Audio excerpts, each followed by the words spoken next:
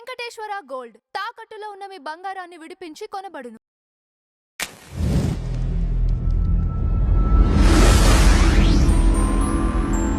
నమస్తే అండి, welcome to tree media. మనతో పాటు writer and director Kanagala Jayakumar గారు ఉన్నారు. సార్ నమస్కారం. నమస్తే. తమిళనాట రాజకీయంలో వేడి రేపుతుంది అని తెలుస్తోంది. ఒక పక్కన త్రిష అమిత్ షాని కలవటం, ఇంకొక పక్కన టీవీకే ప్రధాన కార్యదర్శి రజనీకాంత్ గారిని విమర్శించారు. ఇలా మొత్తం ఒక రకంగా రచ్చ జరుగుతుందని చెప్పుకోవాలి. ఈ నేపథ్యంలో తమిళనాడు రాజకీయం ఎక్కడికి దారితీస్తుందని మీరు అనుకుంటున్నారు? ఇప్పుడు నెక్స్ట్ మంత్ ఎలక్షన్స్ అంటున్నారు. మనం ఇంతకుముందు కూడా ఒకసారి చెప్పుకున్నాం. ఇప్పుడు విజయ్ వైఫ్ ఏమో డైవర్స్ కోసం కోర్టుకి ఎక్కింది. సో త్రిషతో ఈయన పబ్లిక్గా తిరుగుతున్నాడు అని చెప్పుకున్నాం. ఇది ఇతనికి వరకు ఎంతవరకు ఎఫెక్ట్ అవుతుందని అనుకుంటే, ఎలక్షన్స్ కానీ దగ్గర పడితే ఎఫెక్ట్ కావచ్చు, లేకపోతే ఎలక్షన్స్ దూరంగా ఉంటే ప్రజలు మర్చిపోతారు, దీని ఎఫెక్ట్ పెద్దగా ఉండదని మనం ఇంతకుముందు చెప్పుకున్నాం. ఇప్పుడు ఎలక్షన్స్ దగ్గరికి వచ్చాయి కాబట్టి సో ఆవిడ ఆ డైవర్స్ ఇంకా కోర్టులో ఉంది, అది ఇంకా తేలలేదు. పోతే ఈ మధ్యలో ఎలక్షన్స్ దగ్గరికి వచ్చేది కాబట్టి ప్రచారం మొదలు పెడుతున్నారు.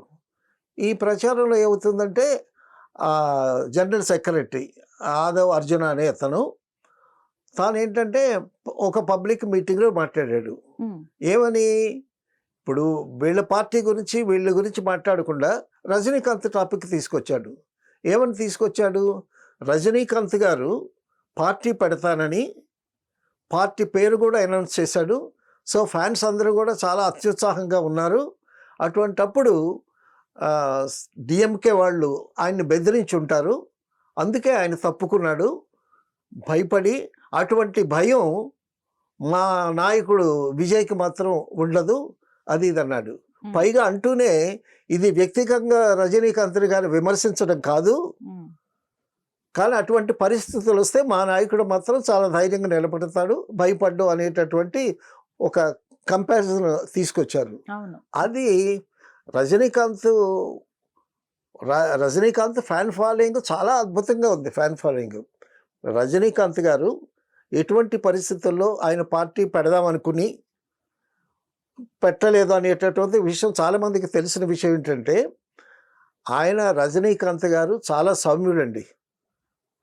మేము మెడ్రాస్లో కలిసి తిరిగేటప్పుడు ఆయనతో కూడా కొన్నాళ్ళు షూటింగ్కి సరితబాబుతో కూడా వెళ్ళేవాడిని నేను. రజనీకాంత్ షూటింగ్ అంటే సరితబాబు నన్ను కూడా తీసుకెళ్ళాడు రజనీకాంత్ని చూడటానికి. తర్వాత షూటింగ్కి వస్తే షార్ట్ మధ్యలో గ్యాప్ ఉంటే దాని పుస్తకం చదువుకునేవాడు. తర్వాత ప్రతి సినిమా అయిన తర్వాత ఈ సినిమా ప్రపంచం నుంచి దూరంగా వెళ్ళిపోయి హిమాలయాల్లో కొన్నాళ్ళు ఉండి వచ్చేవాడు.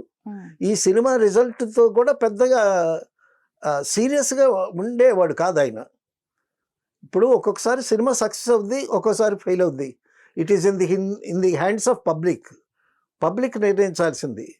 కాబట్టి ఆ విధంగా ఉండేటటువంటి మనిషి అతన్ని ఈ డిఎంకే వాళ్ళు బెదిరించారు, అందువల్ల పార్టీ పెట్టలేదు అని వీళ్ళు చెప్పటం. ఈ జనరల్ సెక్రటరీ అతను అసలు ఆయనకి ఒత్తిడి ఎక్కువైంది. రజనీకాంత్ గారికి ఫ్యాన్స్ దగ్గర నుంచి సపోర్టర్స్ దగ్గర నుంచి ఒత్తిడి ఎక్కువైంది, పెడతాను అనుకున్నాడు. సో అతనికి హెల్త్ ప్రాబ్లమ్స్ వల్ల పెట్టలేకపోయాడు. అది జగద్వితం అందరికీ తెలిసినటువంటి విషయమే. కానీ ఇప్పుడు ఎలక్షన్స్ కోసమని డిఎంకే వాళ్ళు స్టాలిన్ వాళ్ళు భయపెట్టారు, అందువల్ల భయపడ్డాడు ఆయన, ఆ విధంగా విరమించుకున్నాడు పార్టీ పెట్టడం అనేటటువంటిది చాలా హాస్యాస్పదమైనటువంటి విమర్శ. సో ఈ విమర్శ మళ్ళా అతను చెప్పేటప్పుడు కూడా నేను వ్యక్తిగతంగా విమర్శించడం లేదంటున్నాడు. విమర్శిస్తూ వ్యక్తిగతంగా విమర్శించడం లేదు. వ్యక్తిగతంగా అయినా పార్టీ పరంగా అయినా అది విమర్శ. సో దానికి తన సపోర్టర్స్ అందరూ పొలిటికల్ లీడర్స్ కూడా వాళ్ళందరూ ఖండించారు దీన్ని. అప్పుడు రజనీకాంత్ గారు ఏమన్నారు, నా మీద అభిమానంతో నన్ను సపోర్ట్ చేసినటువంటి ఫ్యాన్స్కి వాళ్ళందరికీ నేను చాలా థ్యాంక్స్ చెప్తున్నాను అని ఆయన చక్కగా చెప్పాడు. చాలా క్లుప్తంగా, చాలా జెంటిల్మన్ పద్ధతిగానే మాట్లాడాడు ఆయన. తర్వాత ఆయన ఒక లేఖ కూడా రాశాడంట. ఏమని, ఇప్పుడు ఈ విధంగా నా మీద ఈ ఎలక్షన్స్ మూమెంట్ కాబట్టి ఏదో అవాకులు చవాకులు మాట్లాడతారు, బట్ నిజమో ఏమిటనేది నిజం నిలకడ మీద తెలుస్తుంది అని ఆ లేఖలో ముగించాడు. నిజం ఇప్పుడు రజనీకాంత్ స్టాలిన్ ఆ మధ్యన కలవటం సపోర్టు ఇస్తాడనేటటువంటిది తెలిసిపోయింది ఆడియన్స్కి. ఇప్పుడంటే రజనీకాంత్ డిఎంకేకి సపోర్ట్ చేస్తాడు, అందుకోసమని ఏదో ఒక చిన్న బురద జల్లేటటువంటి కార్యక్రమంలో ఆ విధంగా మాట్లాడినటువంటి మాట. వెంటనే ప్రధాన కార్యదర్శి ఎవరైతే ఆ వ్యాఖ్యలు చేశారో ఆ క్షమాపణ చెప్పడం జరిగింది, మనకి రీసెంట్ గా అందుతున్న వార్త. అలానే విజయ్ కూడా రజనీకాంత్ గారిని కలిసేందుకు పర్సనల్ గా తన ఇంటికి వెళ్ళబోతున్నారు అని తెలుస్తోంది. అది మంచి చర్య అది. ఎందుకంటే ఆయన ఎలక్షన్స్లో ఒక డిఎంకే రూలింగ్ పార్టీని ఫేస్ చేయబోతున్నాడు కాబట్టి ఇటువంటి స్టేట్మెంట్స్ వల్ల తనకి చెడు జరుగుతుంది కానీ మంచి జరగదు. సో అదే ఇప్పుడు వచ్చినటువంటి లేటెస్ట్ వార్త అదే కరెక్ట్ అయితే అది ఒక మంచి పరిణామమే. సో దాన్ని రజనీకాంత్ గారు కూడా పెద్ద మనసుతో యాక్సెప్ట్ చేసేటటువంటి పెద్ద మనిషి ఆయన. Is a gentleman. ఎందుకంటే డౌన్ టు ఎర్త్ అక్కడి నుంచి వచ్చినటువంటి వ్యక్తి. ఏంటండి రజనీకాంత్ గారికి ఎంత ఫాలోయింగ్ అని, ఇప్పుడు పబ్లిక్ డయాస్ మీద ఐశ్వర్యరాయ్ గురించి ఆయన పబ్లిక్గా చెప్పాడు. ఐశ్వర్యరాయ్ నాతో యాక్ట్ చేయడానికి ఒప్పుకున్నందుకు ఆవిడకి చాలా థ్యాంక్స్ చెప్తున్నాను అని అన్నాడు. అంత హంబుల్గా అంత జెంటల్గా ఉంటుంది ఆయన బిహేవియర్. కానీ ఫ్లైట్లో మనిషి కూడా అసలు చూడండి ఎలా ఉంటాడు మనిషి, చాలా సింపుల్గా ఉంటాడు. చిన్న వైట్ జుబ్బా వేసుకుంటాడు ఇంటి దగ్గర.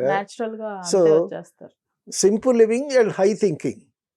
సో అటువంటి వ్యక్తి మీద బురద జల్లాలను ఇప్పుడు ఆ కార్యకర్తల మీద ఆ జనరల్ సెక్రటరీ వాళ్ళకి విజయ్ ఇన్స్ట్రక్షన్స్ కూడా ఇవ్వాలి.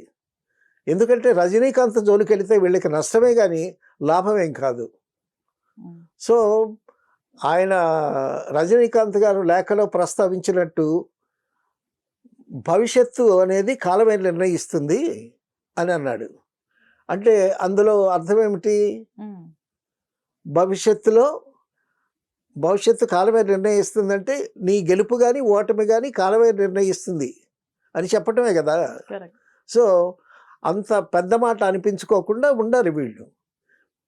విజయ్కి మంచి ఫాలోయింగ్ ఉంది. ఒక నిమ్న వర్గాలు కానీ బ్యాక్వర్డ్ క్లాసెస్ కానీ అతనికి మంచి ఫాలోయింగ్ ఉంది. సో ఇప్పుడు మాట్లాడేటప్పుడు అందులో రజనీకాంత్ లాంటి వాడిని మాట్లాడేటప్పుడు జాగ్రత్తగా మాట్లాడవలసినటువంటి పరిస్థితి ఉంది.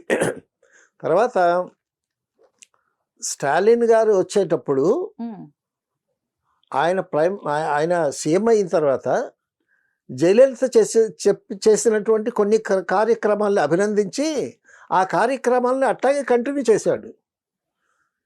పొలిటికల్గా ఏమంటే వీళ్ళు ఈ పార్టీ వచ్చిన తర్వాత ఆ పార్టీ కార్యక్రమాలని తుడిచేయటం, కొత్త పెట్టడం అలా జరుగుతాయి జనరల్గా. స్టాలిన్ అలా చేయలేదు. జయలలిత పెట్టినటువంటి కొన్ని కార్యక్రమాలని ఆ విధంగా కంటిన్యూ చేశాడు. సో అప్పుడు మెచ్చుకున్నారు జనాలు.